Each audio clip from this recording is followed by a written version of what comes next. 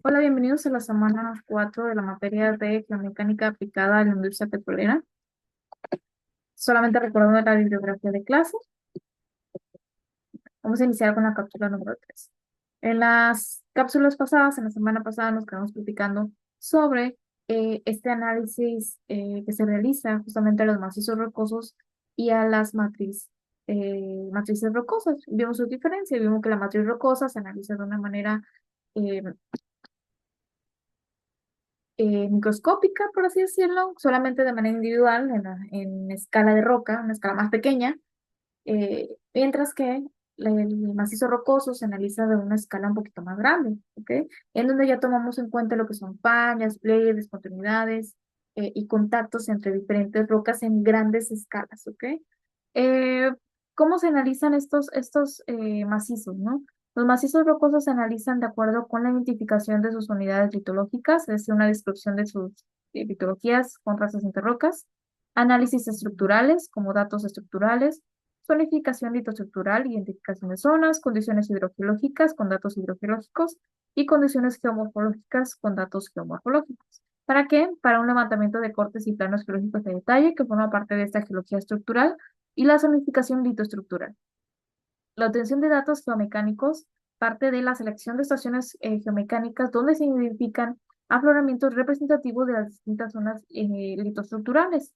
Toma de datos geomecánicos en cada sesión mecánica de acuerdo con las hojas de campo que parten de rellenar hojas de campo con los datos que se obtienen en estas estaciones y testificar los sondeos geotécnicamente.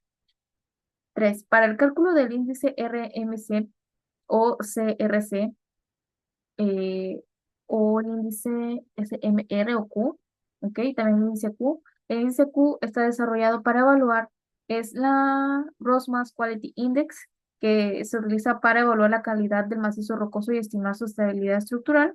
Ejemplo, en túneles, taludes, cavernas, pozos, y el índice SCR, que es el Slope Mass Rating, el propósito es adaptar el sistema para evaluar la estabilidad de taludes naturales o artificiales. Esos cálculos de estos índices en estas estaciones geomecánicas, en función también de su aplicación y la sectorización geomecánica según la clase de la roca, se realiza para la correlación entre las propiedades geotécnicas de este macizo rocoso, aplicación de túneles, taludes y cementaciones, como lo mencionamos. Y pues bueno, algunos de los materiales necesarios para realizar esas evaluaciones son el típico martillo de geólogo, lo que es la pica geológica, que nos ayuda a conocer la resistencia y el tipo de litología, un clerómetro que conoce la resistencia, la brújula para conocer justamente dirección, rozamiento, las estructuras y estos, de estos estratos. Em, Máquina de fotos son fotos de evidencias, algo para conocer la escala, cinta métrica, fracturado, son algunos de los ejemplos de equipo que se necesitan para realizar este tipo de análisis, ¿no? Ahora, ya para platicar sobre este comportamiento geomecánico en los yacimientos petroleros, pues sabemos que este comportamiento geomecánico responde a las rocas del yacimiento, a los cambios de presión, temperatura, esfuerzos durante estas operaciones petroleras. Acuérdense que el comportamiento de las rocas del yacimiento, que es decir, las rocas del subsuelo, ¿de qué dependen? De los esfuerzos in situ, de los esfuerzos naturales, de la presión de poro, perdón, que son los fluidos en el yacimiento, la presión de los fluidos y las rocas como tal, y las propiedades mecánicas de la roca, la resistencia, la elasticidad y la cohesión. Como conceptos, pues esfuerzos in situ son fuerzas naturales que actúan sobre la roca vertical, horizontal y máximos y mínimos. La presión de poro, que es la presión interna ejercida por los fluidos contenidos dentro de los poros. Acuérdense que los fluidos que pueden contener una roca son los hidrocarburos, el aceite y el agua. Eh, y el gas, perdón. El gradiente de factura es la presión mínima requerida para facturar la formación cuando se pasa este límite. La compactación, que es la deformación o colapso de la roca por reducción de la presión del poro. Las ventanas de presiones, que son rango seguro entre el colapso del pozo y la fractura de deformación. ¿Ok? Y por ejemplo, pues ahí les puse una imagen donde se representa justamente estas características de rocas de yacimiento, donde, por ejemplo, queremos evaluar las propiedades de esta roca de yacimiento, donde se evalúa todas sus magnitudes, ¿no? Por ejemplo, aquí se evalúa la magnitud de la fuerza de sobrecarga, la magnitud del esfuerzo horizontal máximo, la magnitud del esfuerzo horizontal mínimo, la orientación de los esfuerzos horizontales y la presión de poro. ¿Cuáles son estos esfuerzos? Ah, pues bueno, los esfuerzos son los que son generados por regímenes extensionales, por ejemplo, con la presencia de fallas normales, que se presentan cuando la magnitud de este esfuerzo vertical es mayor que los esfuerzos horizontales. Estos esfuerzos se consideran de tipo extensivo. Si el esfuerzo vertical excede la resistencia de material a la tensión y los esfuerzos horizontales se mueven, se va a producir una falla normal. Por ejemplo, aquí tenemos una imagen donde tenemos esfuerzos intensivos, donde este bloque se fractura y un bloque cae, que es parte de un régimen de fallas normales excepcionales. Las fallas transcurrentes o régimen transcurrente se presenta cuando la magnitud del esfuerzo vertical adquiere valores intermedios entre los esfuerzos horizontales y bajo esta condición pueden ocurrir fallas por deslizamiento o transcurrentes.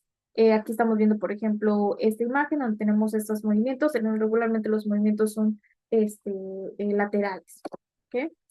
Aquí tenemos otro ejemplo de fallas inversas con regímenes compresionales, en donde estamos representando que cuando la magnitud del esfuerzo vertical es menor a las tres que se invierten, produce un bloque que se desliza por debajo de otro sobre un bajo régimen de esfuerzos compresivos. En la figura 3 se puede observar aquí la representación de una falla inversa. Aquí también lo podemos observar en esta figura que se fue tomado del libro de Tarbuck, en donde vemos que esfuerzos compresionales, esfuerzos que van hacia el mismo sentido, generan justamente un levantamiento de un deslizamiento entre bloques, ¿ok? Pues, produciendo que uno suba. Eh, Aquí también tenemos una imagen donde representa lo que son esos modelos sobre el fracturamiento de la superficie de estos bloques de roca con respecto a diferentes tipos de ángulos, ¿no? Aquí tenemos, por ejemplo, diferentes tipos de deslizamiento, tanto movimientos transcurrentes, movimientos transfusionales, que mencionábamos previamente, que son estos esfuerzos, me voy a regresar un poquito, que son esos esfuerzos a los cuales la Tierra está sometida gracias a los procesos de las movimientos de las placas litosféricas, de las placas de las rocas, que nos generan justamente estos esfuerzos en movimientos, ¿no? Regularmente eso se evalúa por medio de regímenes, evaluando lo que son estos esfuerzos en diferentes direcciones, ¿ok?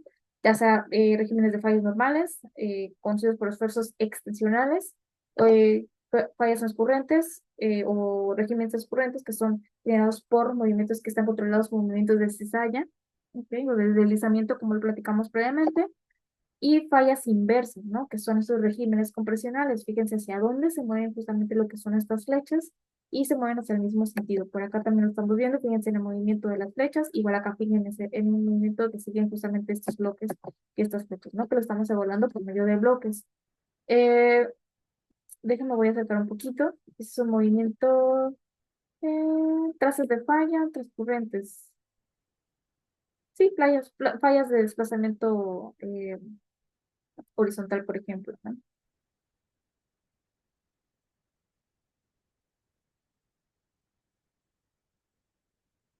Ok, aquí justamente se está graficando lo que son estos esfuerzos, ok, con respecto a distintos ángulos, que son esos ángulos de movimiento de estrés de, ese fue el nombre, de los sistemas, del sistema cartesiano por el cual está representado. Se fijan, aquí tenemos un eje X, tenemos un eje Y, el cual está evaluando justamente estos ángulos de estos movimientos. Aquí estamos viendo, por ejemplo, sí, o sea, los deslizamientos entre un eje X y un eje Y y un eje Z, ¿no? Porque estamos en un eje tridimensional, cuando estamos evaluando diferentes variables. ¿Ok? Dice, los tres modelos básicos sobre la superficie de tratamiento, estas son las de fracturamiento con respecto a los movimientos. ¿Ok? El primero es generado por un régimen tensional, ¿ok? Es generado por estos esfuerzos que están generados por movimientos tensionales,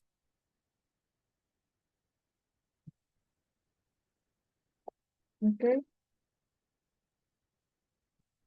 Es que solamente son tres modelos. El modelo 2 en un plano de fallo, igual.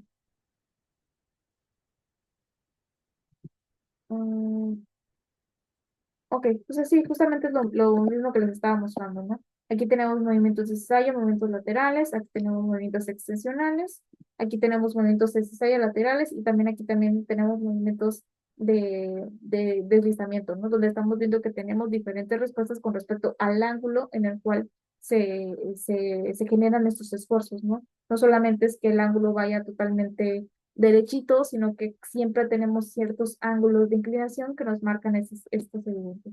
La parte de la geología estructural es el área especializada en evaluar este tipo de usamientos, inclinaciones de lo que son los bloques. Entonces, les recomiendo igual investigar un poquito más sobre la geología estructural, sobre sus aplicaciones y la manera que se evalúa justamente estos comportamientos de mecánicos en el roca, ¿no? En la industria en general, ¿no?